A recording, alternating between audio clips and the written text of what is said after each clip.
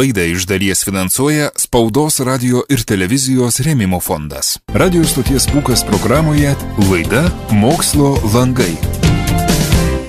Labą dieną visiems susirinkusiems prie radijo imtuvų pasiklausyti laidos Mokslo langai. Austrų psichoanalitikas Robertas Velderas narcistinę asmenybę prašė dar 1925 metais, o jau 1968 metais mokslininkai kalbėjo apie narcisistinį asmenybės sutrikimą. Iš tikrųjų, tai yra rimtas asmenybės sutrikimas, apie kurį šiandien laidoje pakalbėsim ir mes su Lietuvos Sporto universiteto docente, mokslų daktarė Brigita Meižienė. Labą dieną. Labą dieną, sveiki, radijo klausytojai. Sakykit, kaip apibūdinti žmogų narcizą? Visų pirma, radijo klausytojams norėčiau pasakyti, kad narcisistinis asmenybės sutrikimas yra diagnozė ir iš tikrųjų jinai gali būti diagnozuota tik tai gydytojo psichiatro, esant visiems tai diagnozei priklausantiems simptomams ir tie simptomai turi būti ryškiai išreikšti. Tačiau visi mes turim kažkokių tai savyje savybių, dalykų ir kai kurie žmonės tų narcisistinių tendencijų turi daugiau negu kiti,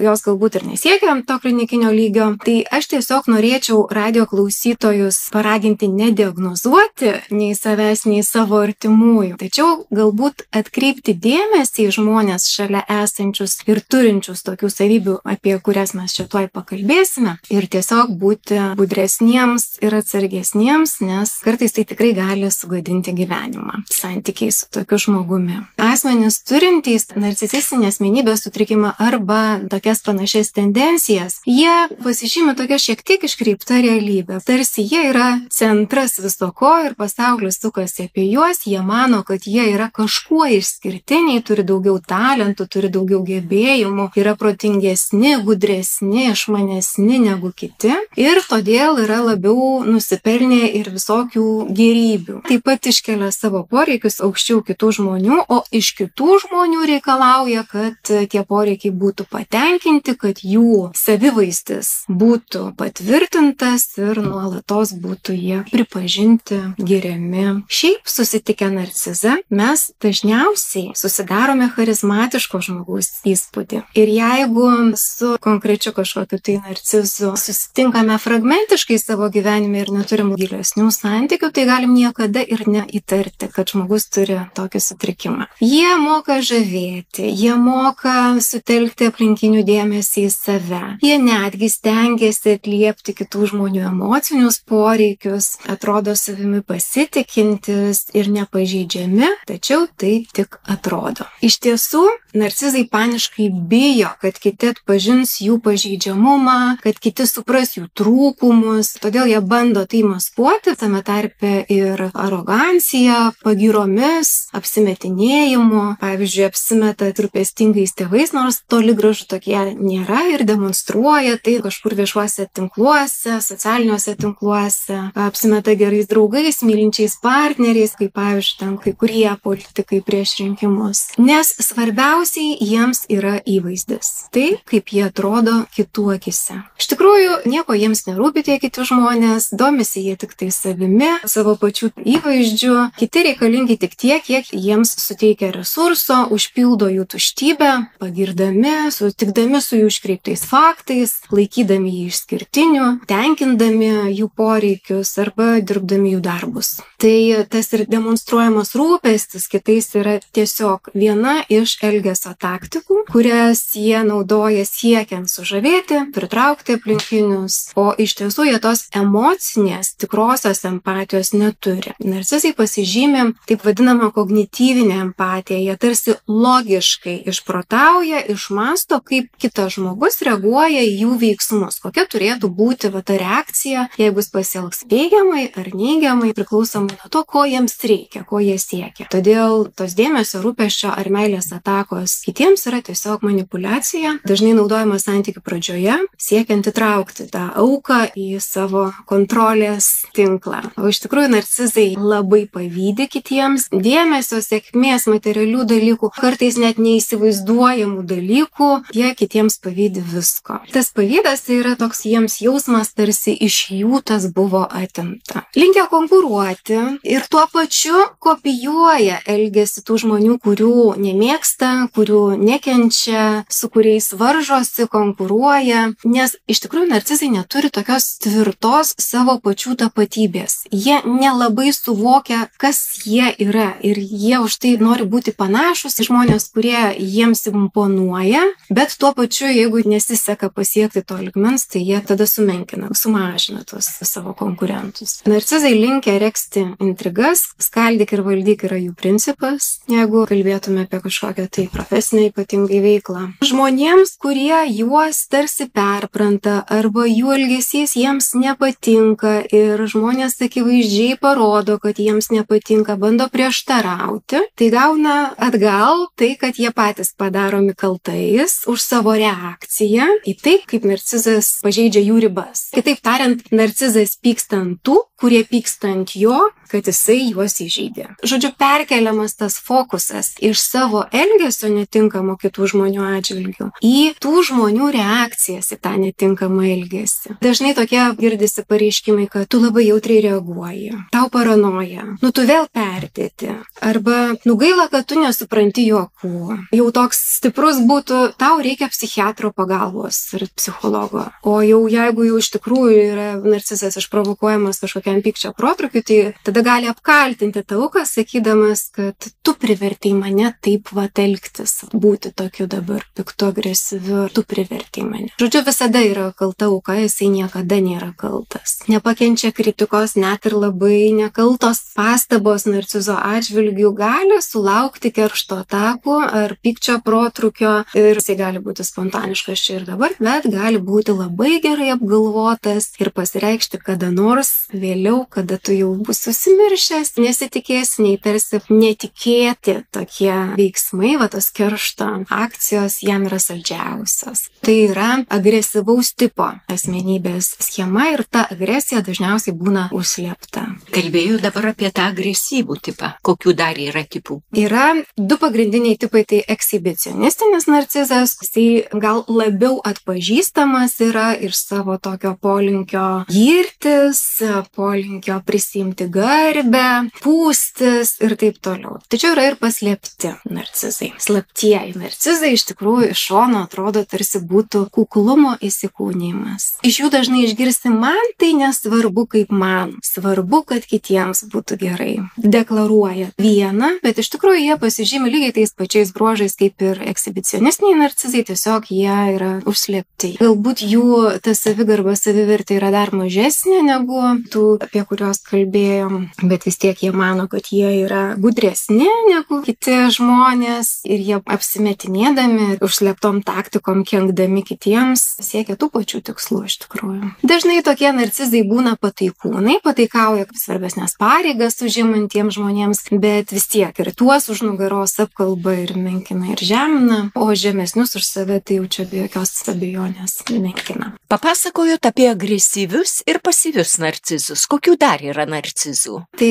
narcizai kaip romantiniai partneriai. Pakalbėkim apie juos, nes su tokiais galbūt dažniausiai tenka susidurti. Dažniausiai tai yra vyriškos lyties, bet būna ir moterų. Dėl savo polinkio į kraštutinumus, romantinių santykių pradžioje narcizai paleidžia visus savo kerus ir tiesiog užbombarduoja auką dėmesiu. Jie meilikauja, rodo tą perdėtą dėmesį, intimumo troškimą, deklaruoja meilę ir atrodo, kad tu gyvenime dar tokio partnerio, tokio žmogaus nesi turėjęs, kuris tave taip į padangės iškeltų, taip tave garbintų, taip tavim žavėtųsi. Vėl dėl tos savo tapatybės neturėjimo jie dažnai rodo, kad jiems patinka tai, kas patinka tai aukai, tam romantiniam partneriui. Todėl galime pamanyti, kad sutikote tiesiog sielos draugą. Tačiau tikrasis tų romantinių atakų tikslas irgi yra įtraukti auką į spąstus santykius, priversti pasiduoti, tai reiškia įsimylėti narcizą. Ir kai tai vyksta, narcizai už savo dėmesį pakelia kainą. Tai tų stiprių, gilių, taurių santykių yra tik tai iliuzija, dažniausiai kuriama žodžiais, būna kartais dovanomis, nors dovanų dovanoti narcizai irgi privengia, jiems gaila, skručina tų dovanų, arba tos dovanos gali būti tokie, niekučiai, perpadovanotos dovanos, kurių jau jiems ten nereikia, arba kokie nors suvenyrai iš prezentacijų ir taip toliau. Tačiau netrukus ir tai dingsta po truputį, o auka vis dar gyvena tuo narcizo įvaizdžiu, kuris neleidžia jai patikėti, kad jisai toks ir yra, koks dabar yra. Ir jinai vis galvoja, kad jisai tas, koksai buvo, gal neteisingai suprantu, arba aš pati kažką netaip padariau, dažniausiai taip galvoja moteris. O tobulų santykių siekiantis narcizai, jie neišvengiamai nusivilia savo tuo partneriu ir tai išreiškia priešišku elgesiu, pasyvia agresija,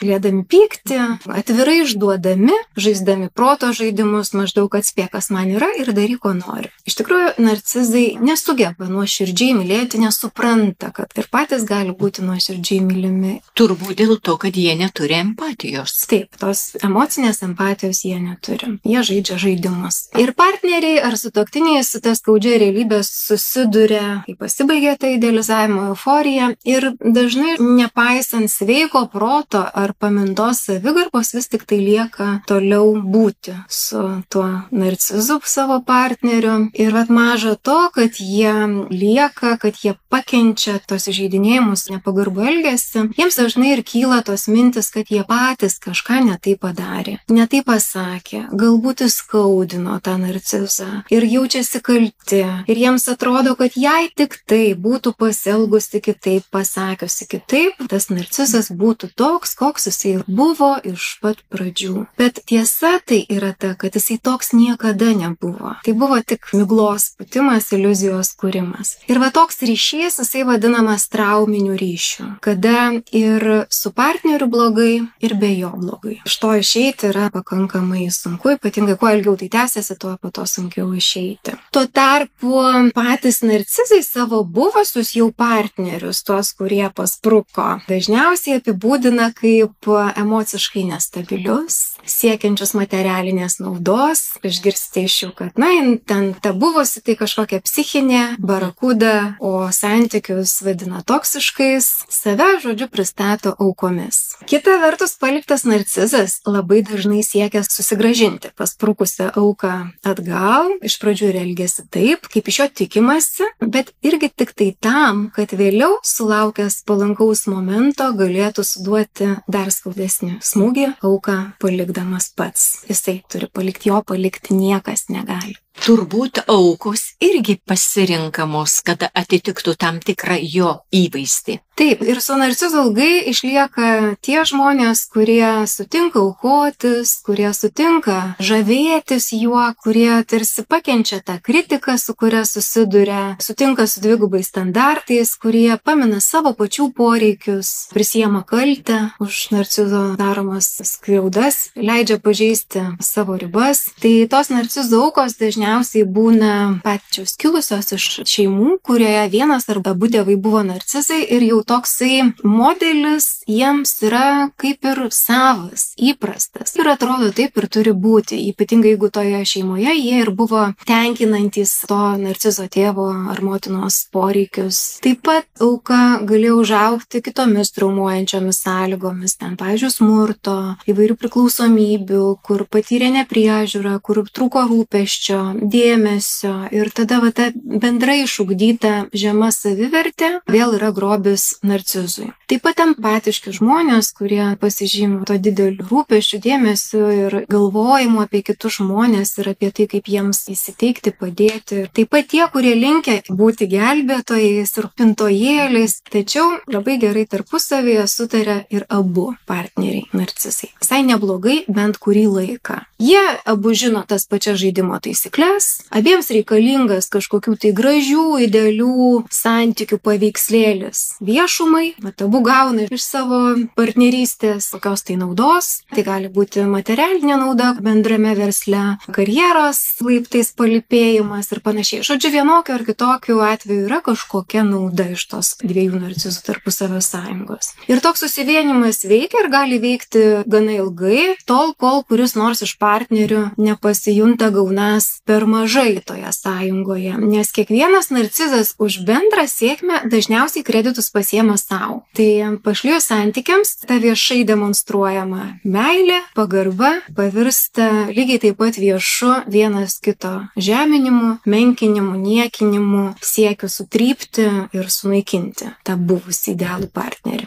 Kokie narcizai būna tėvai? Tai narcizai tėvai, kadangi pasaulis sukasi apie juos, tai ir į savo vaikus jie žiūri kaip į savo pačių tęsinį. Tas vaikas ne kaip atskira būtybė, bet kaip būtybė, kuri užpildo juos pačius. Jie turi tenkinti jų lūkesčius, jie turi atitikti tų tėvų arba vieno iš tėvų reikalavimus, turi tilpti kažkokius tai numatytus tėvų standartus, būti pranašesni už kitus vaikus, kaimynų, giminių, ten klasiokus ir taip toliau, nes narcizai tėvai nori didžiuotis. Visi tėvai nori didžiuotis savo vaikais, visi tėvai nori didžiuotis, bet narcizai tėvai iš tikrųjų tai yra apie juos. Aš čia tokį vaiką užauginau. Tai, kad jiem gerai sekasi matematika, muzika, jis gražiai dainuoja ir panašiai, bet čia aš padariau, kad jisai toksai. Čia apie mane. Jie užtvirtina savo pačių kaip idealių tėvų ego. Dažnai,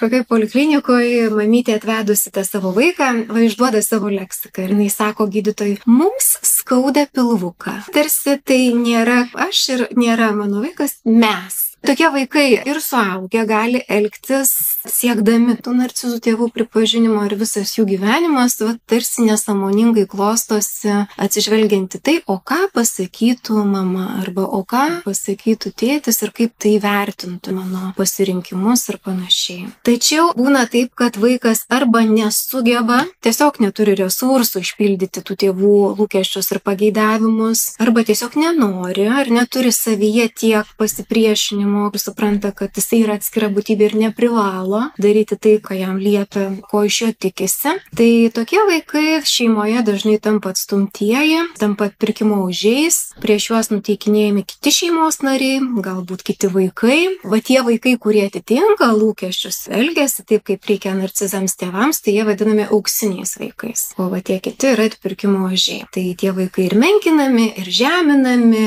ir gali patirti ne tik psichologinį, bet ir fizinį smurtą. Dažnai po to atlieka namų tarnų vaidmenį, atnešk, paduok, sutvarkyk. O ar būna taip, kad tėvai narcizai užaugina vaikus narcizus? Būna. Tai va tie auksiniai vaikai dažnai jie ir būna narcizai vaikai, nes jie įpratę būti giriami, jie įpratę irgi būti dėmesio centre ir jie galbūt ir turi kažkokių tai gabumų, talentų. Tačiau šeimoje ir giminėje kalbant, jis pastoviai lyginamas su kitais vaikais, įpranta būti kažkoks toks išskirtinis. Vėliau atsidūręs tokioje aplinkoje, kur yra ir kitų žmonių, kurie irgi pasižymi talentais, gabumais, gebėjimais, įgūdžiais ir galbūt geresniais, vat jiems sunku pripažinti, kad ne jie čia geriausi. Ir tada jie imasi tų pačių taktikų, kurias naudojo jų tėvai. O kokie narcizai, kaip kolegos, viršininkai? Kaip kolegos, narcizai negali pakęsti geresnių už save. Todėl jie dažnai apsupa save žmonėmis, kurie nekelia pavojaus savivaizdžiui, kurie iš tikrųjų yra tokie nuolankus, paslaugus, ką pasakysi, tą padarysiu, savo proto nerodysiu. Kitusgi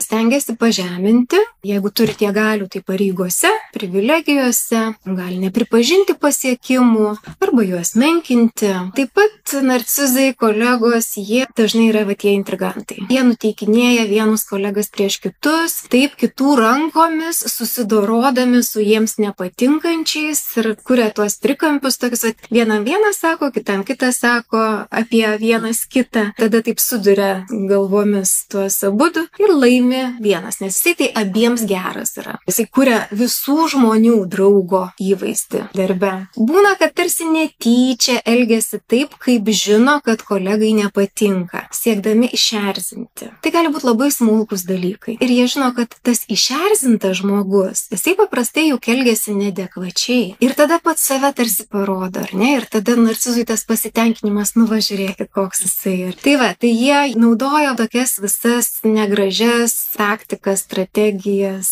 ir visada turėdami atsarginį išėjimą, kad niekas jų už uodegos kaip ir neprigriebtų. Visada turi kažką atgal. Ašgi nieko nedariau. Tu netaip supratai, netaip interpretavai, tu nesupranti jokų, tu paranojiška. Kuria ir skleidžia gandus. Įvairiais būdais renka informaciją apie asmeninį kolegų gyvenimą arba apie profesinį kolegų gyvenimą, naršo ten kolegų stalčiuose, siekdami surasti tokio, ką reikalui esant galėtų panaudoti prieš auką.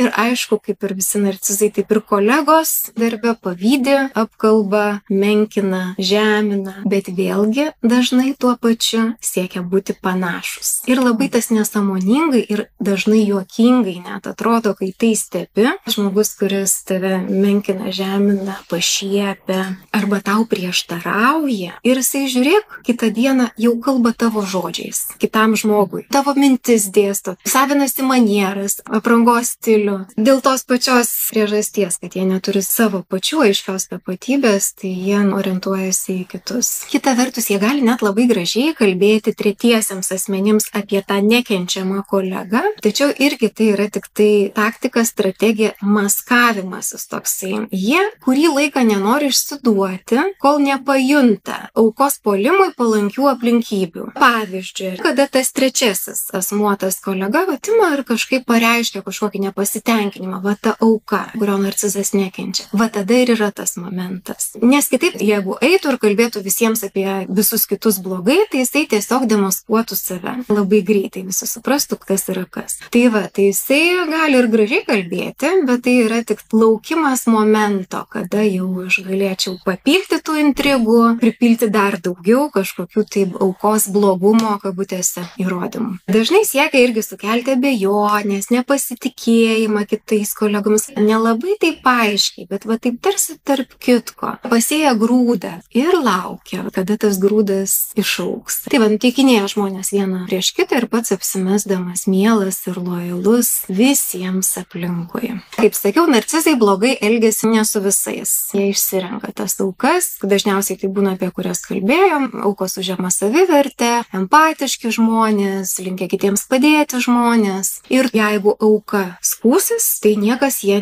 nepatikės, nes visiems kitiems jisai yra idealus žmogus. Bendraujant su narcizu, užduodant jam kažkokius tai konkrečius klausimus, ypatingai romantiniuose santykiuose, niekada negausi aiškaus atsakymų. Migloti, apipinti, labai protingai žodžiais atsakymai būna, bet į esmę dažnai nebūna atsakyta. Ten, kur jiems nepalanku gilintis arba analizuoti tą temą ar dalyvauti kažkokiame dialoge, jie užsikabina už kokio žodžio ir tada jau eskaluoja tą temą ir tada jau vėl perkelia fokusą į auką ir jau pasipila kaltinimai toms aukoms. Tai ta gluminimo, miglos pūtimo taktika, siekiant sutrikdyti aukos pasitikėjimą savimi, savo sveikų protų, sprendimais ir jausmais. Jeigu narcizas sako, tu tada sakai taip ir taip, aš taip nesakiau, tau tikrai kažkas su atmintimi darosi, tu jau antrą kartą prisimeni tai, ko nebuvo. Žodžiu, jie moka taip išvartyti situaciją, žmogus sugluminti ir tikrai priversti abejoti savimi ir savo sveikų protų ir ypatingai savo jausmais.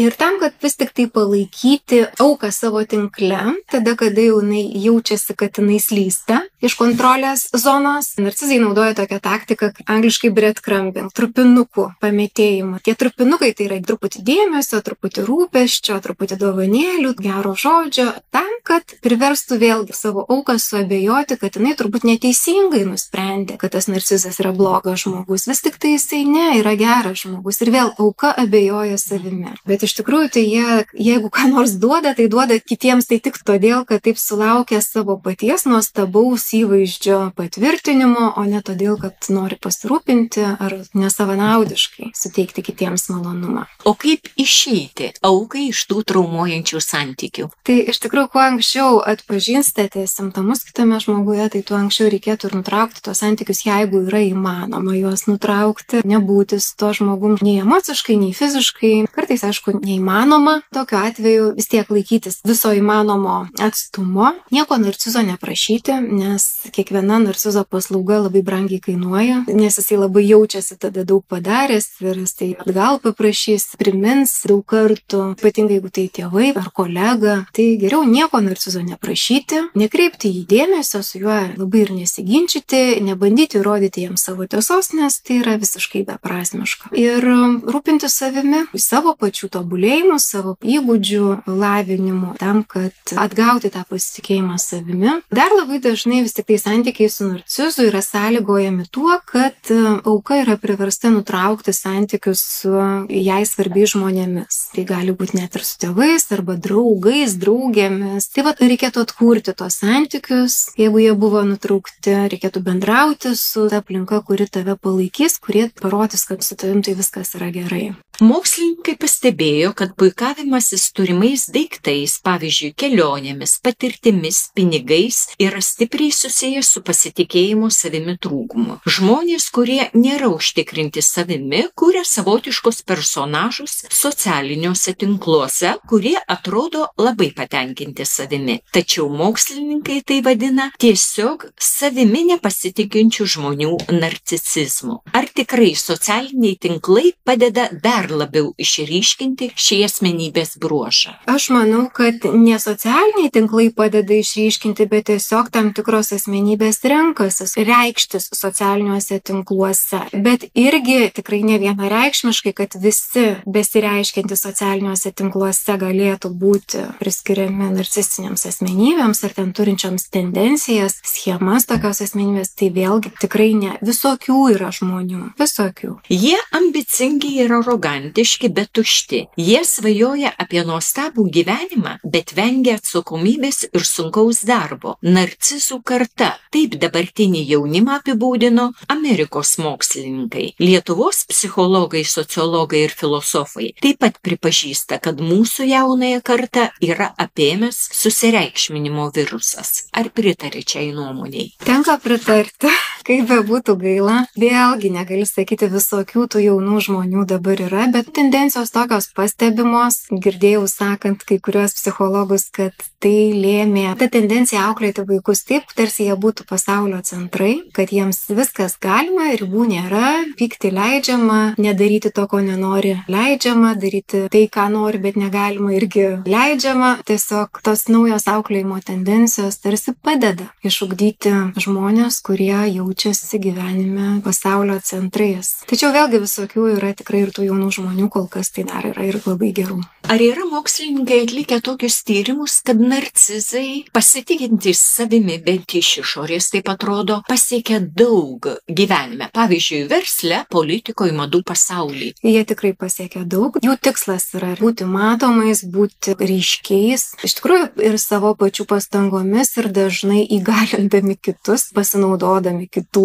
triūsų. Irgi nevengia to ar ne, tik tai prisimdami savo garbę šlovę už tai pasiekia daug, nes tai yra jų tikslas. Ar galima pasakyti taip, kad narcizo viduje yra mažas vaikas, kuriam reikia daug meilės? Va taip mes ir sakom, jų yra labai nebrandžios emocijos ir elgesys. Tai yra to mažo vaiko, kuriam kažko tai trūko ir kažkokie tai poreikiai jų vis dar nepatenkinami ir vat mažas vaikas juk neturi būti atsakingas už nieką ir tai vat jisai taip ir gyvena. Jam viską duoti reikia, pačiam jam mažai ką duoti kitiems reikia, jis tik tai savo. Ir pabaigai pasakykit, kaip narcizai gali padėti patys savo? Narcizams padėti patiems savo yra gana sudėtinga, nes jie visų pirma turi pripažinti savyje, turint tokius dalykus, kuriuos jie turi ir todėl jie, net jeigu ir pripažįsta pripažįsta, kad jie, taip, jie linkia konkuruoti, taip, jie nori būti geresni, taip, ten kiti yra kvailesni, reiškia, galima juos mulkinti. Net jeigu ir pripažįsta, tai jie tą suvokia kaip savo privalumą, o ne trūkumą. Patiems savo padėti iš tikrųjų labai sudėtinga, praktiškai neįmanoma. Būna kartais, kad narcizai ateina į terapiją, tai va su psichologo pagalba, tai galbūt galima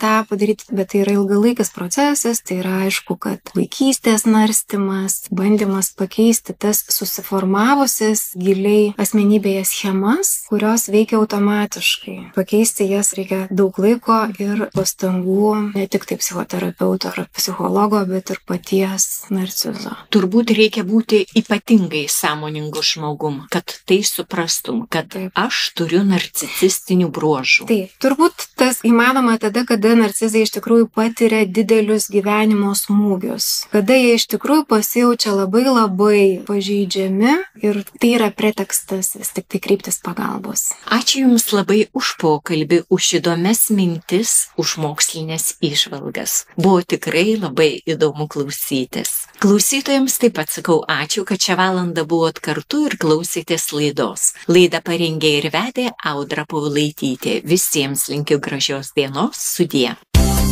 Mes visi esame už atvirą mokslo pasaulį. Todėl mokslo naujienoms atverkime langus, kad sužinotume, kodėl mes gyvenam ilgiau ir prasmingiau, valgom sveikiau, mąstom pozityviau, miegam ramiau ir mūsų širdys plaka ritmingiau. Laida Mokslo langai. Laidą iš dalies finansuoja Spaudos, radio ir televizijos rėmimo fondas.